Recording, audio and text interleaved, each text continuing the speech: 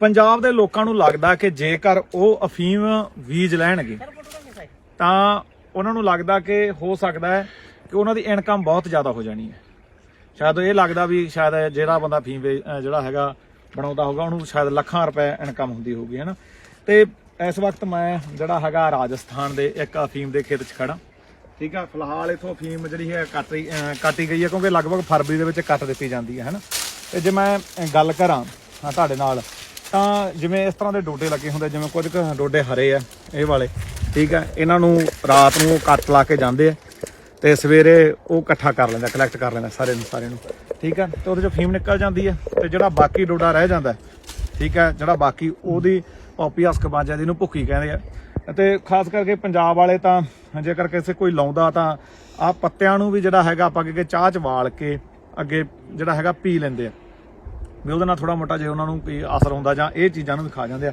ਹੁਣ ਆਪਾਂ ਇਹਦੇ 'ਚ ਇਹ ਖੇਤੀ ਦੇ ਵਿੱਚ ਇਹ ਦੇਖਣਾ ਵੀ ਕਿੰਨੇ ਰੁਪਏ ਮਿਲਦੇ ਆ। ਮੈਂ ਤੁਹਾਡੀ ਕਿਸਾਨ ਨਾਲ ਗੱਲਬਾਤ ਕਰਾਉਣਾ, ਪਰ ਥੋੜ੍ਹੀਆਂ ਜੋ 2-3 ਚੀਜ਼ਾਂ ਦੱਸਦੇ ਆ ਕਿ ਇੱਕ ਤਾਂ ਜਿਹੜੀ ਆਹ ਉੱਪਰ ਜਾਲ ਲੱਗਿਆ ਹੈ ਨਾ, ਇਹ ਕਿਉਂ ਲੱਗਿਆ ਕਿਉਂਕਿ ਕਈ ਵਾਰੀ ਕੋਈ ਪੰਛੀ ਆ ਕੇ, ਕਿਉਂਕਿ ਤੋਤੇ ਬਹੁਤ ਖਾਂਦੇ ਆ, ਤੋਤੇ ਇਹਨੂੰ ਨਾ ਖਾ ਸਕਣ। ਦੂਜਾ ਆਸੇ-ਪਾਸੇ ਮੱਕੀ ਬੀਜੀ ਹੋਈ ਹੈ, ਮੱਕੀ ਬੀਜਣ ਦਾ ਕਾਰਨ ਹੈ ਕਿ ਜਿਹੜੇ ਪਸ਼ੂ ਹੈ, ਇੱਕ ਤਾਂ ਨੀਲੀ ਗਾਂ ਇਧਰਲੇ ਪਾਸੇ ਜ਼ਿਆਦਾ ਹੁੰਦੀ ਹੈ, ਉਹ ਪਸ਼ੂ ਇਹਨਾਂ ਨੂੰ ਖਾ ਨਾ ਸਕਣ। ਦੂਜੀ ਗੱਲ ਇਹ ਹੈ ਕਿ ਜੇਕਰ ਪੰਛੀ ਆਉਂਦੇ ਵੀ ਆ ਤਾਂ ਉਹ ਜਿਹੜਾ ਹੈਗਾ ਉਹ ਸਾਰਾ ਪਹਿਲਾਂ ਵਾਲਾ ਖਾ ਜਾਂਦੇ ਆ, ਸਾਰੇ ਦਾ ਸਾਰਾ A to Z ਚੀਜ਼ਾਂ, ਠੀਕ ਹੈ। ਤੇ ਤੀਜਾ ਇਹ ਕਹਿੰਦੇ ਕਿਉਂਕਿ ਅਕਤੂਬਰ ਦੇ ਮਹੀਨੇ ਜਦੋਂ ਇਹਨੂੰ ਲਾਉਂਦੇ ਆ ਤਾਂ ਇਹਨੂੰ ਠੰਡ ਲੱਗਦੀ ਹੈ ਕਿਉਂਕਿ ਸ਼ੀਤ ਹਵਾਵਾਂ ਵਗਦੀਆਂ, ਤਾਂ ਉਹ ਸ਼ੀਤ ਹਵਾਵਾਂ ਇਹਨੂੰ ਨਾ ਲੱਗਣ ਤਾਂ ਕਰਕੇ ਆਸੇ-ਪਾਸੇ ਮੱਕੀ ਜਿਹੜੀ ਹੈਗੀ ਆ ਉਗਾ ਦਿੱਤੀ ਜਾਂਦੀ ਹੈ। ਹੁਣ ਇਹ ਜਿਹੜਾ ਹੁਣ ਮੈਂ ਕਹਾਂ ਜੇ ਪੰਜਾਬ ਦੇ ਵਿੱਚ ਕਹਾਂ ਤਾਂ ਇਹ 2.5 ਕਨਾਲਾਂ ਥਾਂ ਜਿੱਥੇ ਮੈਂ ਖੜਾ, ਠੀਕ ਹੈ, ਤਾਂ ਲਗਭਗ ਆਪਾਂ ਅੱਗੇ 2.5 ਕਨਾਲਾਂ, ਇਹਨੂੰ ਅੱਧਾ ਬਿੱਗਾ ਬੋਲਦੇ ਰਾਜਸਥਾਨ 'ਚ, 5 ਕਨਾਲਾਂ ਦਾ ਬਿੱਗਾ, ਆਪਣੇ 8 ਕਨਾਲਾਂ ਦਾ ਇੱਕ ਕਿੱਲਾ, ਠੀਕ ਆ। ਹੁਣ ਇਹਦੇ 'ਚੋਂ ਕਿੰਨੀ ਫੀਮ ਹੁੰਦੀ ਆ, ਕਿੰਨੇ ਕੁ ਰੁਪਏ ਬੰਦਾ ਕੋਈ ਕਮਾ ਲੈਂਦਾ, ਉਹਦੇ ਬਾਰੇ ਜਿਹੜਾ ਹੈਗਾ ਮੈਂ ਇੱਥੋਂ ਦੇ ਕਿਸਾਨ ਨਾਲ ਗੱਲਬਾਤ ਕਰਦਾ, ਜਿਹੜਾ ਮੁੰਡਾ ਮੇਰੇ ਨਾਲ ਸਹਿਮਤ ਹੋਇਆ ਗੱਲ ਕਰਨ ਵਾਸਤੇ। ਇਸ ਪਿੰਡ ਦੇ ਵਿੱਚ ਲਗਭਗ 60 ਘਰ ਹੈ। 1997 ਤੋਂ ਪਹਿਲਾਂ ਦੇ ਇਹਨਾਂ ਨੂੰ ਲਾਇਸੈਂਸ ਜਾਰੀ ਹੋਇਆ। ਲਗਭਗ ਬੇਬੇ ਵੀ ਹੈਗੀ ਆ 25 ਸਾਲ, ਜਿਹੜਾ ਹੈਗਾ ਆਪਾਂ ਗੱਲ ਕਰੀਏ ਇਹਨਾਂ ਨੂੰ 25 ਸਾਲ ਤੋਂ ਜ਼ਿਆਦਾ ਦੀ ਇਹਨਾਂ ਦੀ ਖੇਤੀ ਦੇ ਵਿੱਚ ਇਹਨਾਂ ਦਾ ਹੋਇਆ। ਸੋ ਇਹਨਾਂ ਤੋਂ ਆਪਾਂ ਪੁੱਛਦੇ ਹਾਂ ਇਹਨਾਂ ਦੇ ਕਿੰਨੇ ਕੁ ਹਾਲਾਤ ਚੰਗੇ ਆ, ਕਿਉਂਕਿ ਜੇ ਪੰਜਾਬ ਦੇ ਪੰਜਾਬੀ ਗਾਣਿਆਂ ਵਾਲੇ ਤਾਂ ਇਸ ਤਰ੍ਹਾਂ ਗਾਣਾ ਗਾਉਂਦੇ ਆ, ਜੇਕਰ ਕਹਿੰਦੇ ਵੀ ਚਾਂਦੀ ਦੀ ਡੱਬੀ ਦੇ ਵਿੱਚ ਫੀਮ ਰੱਖਦਾ ਹੈ ਨਾ, ਚਾਂਦੀ ਦੇ ਜਿਹੜੇ ਖਾਣ ਵਾਲੇ ਵੀ ਆਪਦੇ ਆਪ ਨੂੰ ਫੋਰਚੂਨਰ 'ਚ ਫੀਲ ਕਰਦੇ। ਮੈਂ ਫੋਰਚੂਨਰ ਘੱਟੋ ਘੱਟ होनी चाहिए ਜਿਹਨੇ ਫੀਮ खानी है। ਜਿਹੜਾ प्रोडक्शन वाले वो किमें है। नमस्कार भैया। नमस्ते भैया। सबसे पहले चलो आपका बहुत बहुत धन्यवाद जो आप हमसे बात कर रहे हो। तो भैया ये कब से आपका परिवार पहले खेती कर रहे हैं? मतलब ये लगभग ये 1997 में, मतलब 97 में ये लाइसेंस हुआ है। और इसका ऐसा रहता है कि हर साल आपको क्वालिटी के साथ सरकार को अफीम देनी पड़ती है, तभी जाके आपका अगले साल लाइसेंस आता है। तो आपको जैसे आपने बोला आधा बीघा है, आपके पहले गांव में कितने लोगों को लाइसेंस इशू हो चुका अभी? उसका तो देखो कंफर्म तो आइडिया नहीं है, लेकिन अभी शायद गाँव में लगभग 60 पट्टे हैं, 60 लोग खेती करते हैं। तो बेसिकली जब इसमें क्या क्या दिक्कत आती है? इसमें भी जो सुंडी वगैरह पड़ जाती है, जैसे जो होते हैं नदी वगैरह। दिक्कत तो देखो इसमें एक तो ज्यादा ठंड वंड पड़ने से थोड़ी जलवल जाती है, तो उससे अफीम कम आ जाती है। बाकी इसमें बहुत सारे रोग भी होते हैं, दवाइयाँ ववाइयाँ खूब सारी छिड़कनी पड़ती है। जैसे अभी इसको तैयार करने में आपको 2.5 कनाल जगह कितना ऊपर कितने रुपए खर्चा है? लगभग खर्चा बहुत सारा हो जाता है। लगभग बता रहा हूँ, मतलब कोई अलग अलग है, जैसे कोई 50,000 की दवाई छिड़क देता है, कोई 1 लाख की छिड़क देता है, कोई 10,000, कोई 20,000, मतलब अप्रोक्स नहीं, लेकिन खूब खर्चा 50,000 के लगभग इसमें दवाइयाँ छिड़क देते हैं लोग, दवाइयाँ छिड़क देते हैं। तो माता आप बात करोगे? हाँ, बोल देगी होगी। अच्छा माता आप ही खड़ जाओ आप भी, दोनों ही जो दादी पोता है, तो दादी पोता दोनों है। यहाँ पे राजस्थान में ज्यादातर लेडीज बहुत काम करते हैं। मैंने माता जी से पहले ही बात की थी, मैं कहता ही सारा दिन खेतों में भी पहले काम करना, घर में भी काम करना। राजस्थान की औरतें बहुत काम करती हैं, बहुत काम करती है। उनको 4 बजे सुबह 4 बजे उठ के काम करना पड़ता है आपको करना। इधर आ जाइए थोड़ा साइड को। तो ये बताइए कि आप तो आपकी काफी उम्र है, कब से ये खेती हो रही है आपकी उम्र? 50 साल से ही हो रही है। 50 साल से हो रही है। तो लगातार जो राजस्थान सरकार है इसी क्षेत्र में लगातार इन्हीं खेतों में हो रही है, या हर साल खेत भी बदलना पड़ता है? नहीं, कोई बदलते भी है, नहीं इसी में करते थे, इसी में क्रॉप वाली बदलते रहो, इसमें कोई दिक्कत नहीं है। इसमें कोई दिक्कत नहीं है। हाँ।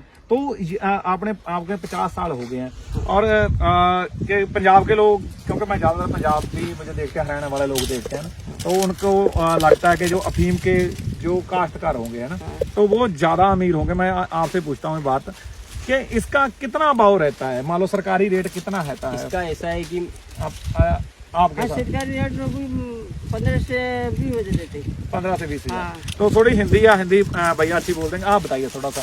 मतलब इसका ऐसा सिस्टम है कि वो जो आप बोल रहे हो ना फॉर्च्यूनर, इसका मैं बताता हूँ कि जैसे हमारे अफीम है तो इसका एक तो 4 महीने की किस्ती है, 4-5 महीने की। इसमें क्या होता है कि इसकी हर चीज मिलती है। जैसे अफीम में मान लो सरकार इसको देती है 15-20 हजार रुपए, सरकार लेती है 6 किलो 7 किलो अलग अलग है। नहीं, ये मैं पूछ रहा हूँ 7 किलो मान लो सरकार ने ले लिया, 6 किलो।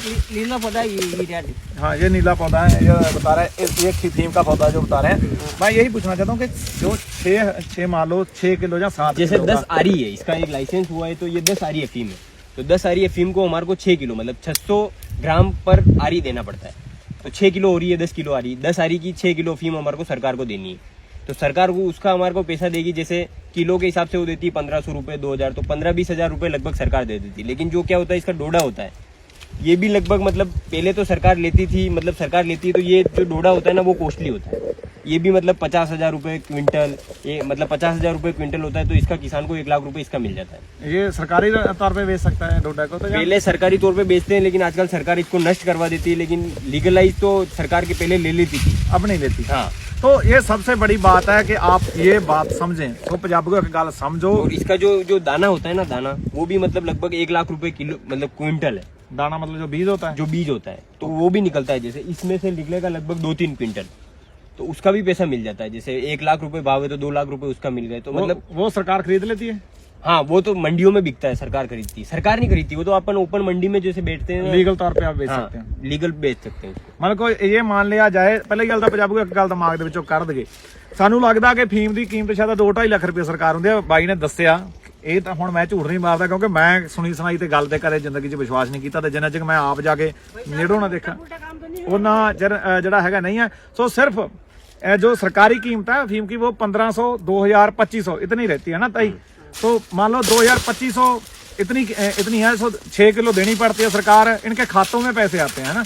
तो कितने टाइम बाद खातों में पैसे आते हैं? आ जाते हैं वो तो 1 महीने 15 जैसे तोल होगा उसके आ जाएंगे। अभी ये अच्छा ये दाना है, इसको खसखस आ दिखाई, खसखस। हाँ इनको बोलते हैं खसखस। हाँ, इसको खसखस बोलते हैं, जो सीधा दाना निकलता है इसका। आप कहते हैं ताई बोलते हैं पंजाबी च खसखस की खेती करते हैं, क्योंकि ये खसखस तीसरा प्रोडक्शन है। पहले अफीम, ऊपर इसकी पॉपी हस्क बन जाती है मुझे लगता है पी के, तो बीच में जो निकलती है वो खसखस निकलती है, और इसको हम बेच सकते हैं। इसको सरकार नष्ट करवाती है खेतों में। अच्छा, किसको नष्ट कराती है? ये इसको अच्छा। ये जो पीने के काम आता है ना वो ये है, खाने के पुक्की होगी। पॉपी हस्क किसका बनता है? इसका बनाते हैं, इसको चूरा बनाते हैं। अच्छा, इसका ऐसे ऐसे करके चूरा बना देते हैं। तो चूरे का मुझे लगता है ये सारा चीजें बनाते हैं ना। तो ये जो ये खसखस है जो नॉर्मली खा ही सकते हैं वो तो आराम से ना। सो एक मान लो इसका मतलब है कि फीम, सब तो पहला दसा फीम सरकार सिर्फ 2000-2500 रुपए किलो ਲੈਂਦੀ ਹੈ, ਐਵੇਂ ਨਾ ਚੱਕ ਕੇ ਲਾ ਲਿਓ, ठीक है। पर हाँ, ਇਹਨਾਂ ਨੂੰ ਇਹਦਾ फायदा हो ਜਾਂਦਾ कि ਉਹਦੇ ਚੋਂ खसखस आ जाती है। खसखस इसमें 1 लाख रुपए की हो जाती है। हाँ, आराम से आराम से। हाँ। 1 लाख रुपए की खसखस 1 लाख रुपए की हो जाती है, 1.5-2 लाख रुपए तक हो जाती है। मतलब जैसे इसमें अलग अलग है, जैसे इसमें शायद 2 क्विंटल दाने हो जाएंगे। हाँ। तो 2 क्विंटल दाने भाव के ऊपर है, कितना भाव रहता है। लगभग पिछली बार 70-80 हजार भाव था, 1 लाख रुपए भी इसका भाव चलता है। तो 2 क्विंटल है तो 2 लाख रुपए भी हो जाते हैं। ਸੋ ਫੀਮ ਦੀ खेती ਕਰਨ ਦੇ ਵਿੱਚ ਜਿਹੜਾ ਆਪਾਂ ਇਹ ਮੰਨਿਆ ਕਿ 2.5 ਲੱਖ रुपए की फसल हो जाती है सारी। तो 4 महीनों में हाँ, तो 50,000 आपका खर्चा आ जाता है। ਸੋ ਮਤਲਬ ਕਿ ਇੱਕ ਗੱਲ ਹੈਗੀ ਆ, ਸਰਕਾਰ ਨੂੰ ਵੀ ਇਹ ਚਾਹੀਦਾ ਜੇ ਕਿਸਾਨ ਬਚਾਉਣੇ ਆ। ਇੱਕ ਗੱਲ ਇਹ ਵੀ ਹੈ, ਜੇ ਮੈਂ ਕੱਲੀ ਫੀਮ ਨੂੰ ਛੱਡ ਦਿਆਂ ਤਾਂ ਫੀਮ ਤਾਂ ਇੰਨੀ ਮਹਿੰਗੀ ਨਹੀਂ ਵਿਕਦੀ ਸਰਕਾਰੀ ਤੌਰ ਤੇ, ਪਰ ਖਸਖਸ ਮਹਿੰਗੀ ਵਿਕਦੀ ਹੈ। ਤੇ ਇਹ ਮੰਨ ਲਓ ਜੇ 1 ਨੰਬਰ ਦੇ ਵਿੱਚ ਜਿਹੜਾ ਹੈਗਾ 4 ਕਨਾਲਾਂ ਮਤਲਬ 2.5 ਕਨਾਲਾਂ ਚੋਂ ਜੇ ਆਪਾਂ ਕਹੇ ਜੇ ਕਿਸੇ ਕੋਲੇ ਪੌਣਾ ਕਿੱਲਾ ਵੀ ਹੈ, 2 ਕਨਾਲਾਂ, ਤਾਂ ਲਗਭਗ 2.5 ਕਨਾਲਾਂ ਦੇ ਵਿੱਚ ਇਹਨਾਂ ਨੂੰ 2 ਲੱਖ ਰੁਪਇਆ ਛੱਡ ਜਾਂਦਾ ਇੱਕ ਜਿਹੜਾ ਹੈਗਾ 2.5 ਕਨਾਲਾਂ ਦੇ ਵਿੱਚ। ਤੇ ਜੇਕਰ ਪੰਜਾਬ ਦੇ ਵਿੱਚ ਛੋਟਾ ਕਰਾਂ, ਪਾਣੀ कितना चाहिए इसको? पानी तो मतलब वही जो नॉर्मल पौधा पानी लेता है, ऐसा कुछ ज्यादा नहीं है कि जैसे गन्ने वन्ने की तरह पानी। और ज्यादा ये मुझे ये बताइए कि जैसे लोग सोचते हैं जहाँ पे अफीम होगी वहाँ पे लोग बहुत सारी फीम खाते होंगे, आपके गांव में जहाँ आसे पास में कितने लोग फीम खाते होंगे? मेरे को तो ऐसा लगता है कि जैसे हमारे गांव में किसान विसान ऐसा कोई नहीं होगा जो अफीम पीता होगा, ऐसे अफीम लेता होगा, ऐसा कुछ नहीं है। अफीम मतलब इधर बहुत कम खाते हैं, जैसे जो उगाते हैं ना वो इतनी अफीम नहीं लेते हैं, बिल्कुल नशा वशा में बिल्कुल इंक्लूड नहीं है। अच्छा, तो ਇਹ ਗੱਲ ਆ ਕਿਉਂਕਿ ਇਹ ਵੀ ਸਰਕਾਰ ਪੰਜਾਬ ਦੇ ਵਿੱਚ ਕਹਿੰਦੀ ਹੈ ਵੀ ਜੇ ਆਪਾਂ ਫੀਮ ਬੁਲਾਤੀ ਤਾਂ ਸਾਰੇ ਬੰਦੇ ਜਿਹੜਾ ਹੈਗਾ ਅਫੀਮ ਤੇ ਲੱਗ ਜਾਣਗੇ। ਸੋ ਨਵੀਂ ਸਰਕਾਰ ਆ ਭਗਵੰਤ ਮਾਨ ਸਾਹਿਬ, ਮੈਂ ਤਾਂ ਤੁਹਾਨੂੰ ਰਿਪੋਰਟਾਂ ਲਿਆ ਕੇ ਦੇ ਸਕਦਾ ਕਿੱਥੋਂ, ਠੀਕ ਹੈ, ਕਿੱਥੇ ਕਿੱਥੇ ਕੀ ਹੁੰਦਾ, ਕਾਰਨਾਂ ਦਾ ਤੁਹਾਨੂੰ ਪੈਣਾ, ਠੀਕ ਹੈ। ਸੋ ਜੇਕਰ ਜਿਹੜਾ ਪੰਜਾਬ ਦੇ ਜਮਾਂ ਛੋਟੇ ਜ਼ਿਮੀਂਦਾਰ ਆ ਜੇ ਬਚਾਉਣੇ ਆ ਤਾਂ ਉਹ ਹੋ ਸਕਦਾ ਇੱਕ ਤਰੀਕਾ ਇਹ ਹੈਗਾ। ਤਾਂ ਇੱਥੋਂ ਤਾਂ ਇਹ ਲੱਗਦਾ ਵੀ ਜੇ ਇਹਨਾਂ ਦੇ ਮੈਂ ਜੇ ਇਨਕਮ ਦੇ ਹਿਸਾਬ ਨਾਲ ਦੇਖਾਂ ਹੈ ਨਾ, ਤਾਂ ਫਿਰ ਤਾਂ ਲੱਗਦਾ ਵੀ ਜੇਕਰ 2 ਕਨਾਲਾਂ ਵਾਲਾ 2 ਲੱਖ ਰੁਪਇਆ ਕਮਾ ਸਕਦਾ ਹੈ ਤਾਂ ਫਿਰ ਤਾਂ ਯਾਰ ਠੀਕ ਹੈ ਕੰਮ। ਪਰ ਜੇ ਇਹਦਾ ਨੈਗੇਟਿਵ ਦੇਖਾਂ ਤਾਂ ਕਿਉਂਕਿ ਚੀਨ ਦੇ ਵਿੱਚ ਅੰਗਰੇਜ਼ਾਂ ਨੇ ਜਿਹੜਾ ਹੈਗਾ, ਅੰਗਰੇਜ਼ਾਂ ਦੀਆਂ ਤੇ ਚੀਨੀਆਂ ਦੀਆਂ 2 ਅਫੀਮ ਜੰਗਾਂ ਹੋਈਆਂ। ਜੇਕਰ ਨਸ਼ਾ ਮਾੜਾ, ਹੁਣ ਇਹ ਤਾਂ ਯਾਰ ਲੈਣ ਵਾਲੇ ਨੂੰ ਤੇ ਡਿਪੈਂਡ ਹੈ कि उन्हें की लेना, चंगा लेना या माड़ा लेना, नफा देखना या नुकसान देखना। तो आप कह रहे हैं यहाँ पे नशा नहीं है, नहीं, अफीम का नशा नहीं है। नहीं। तो बेसिकली ये आसे पासे पिंडां दे विच होर भी दस देंगे। सो किवें लगी सानू जिहड़ी हैगी है ग्राउंड रिपोर्ट।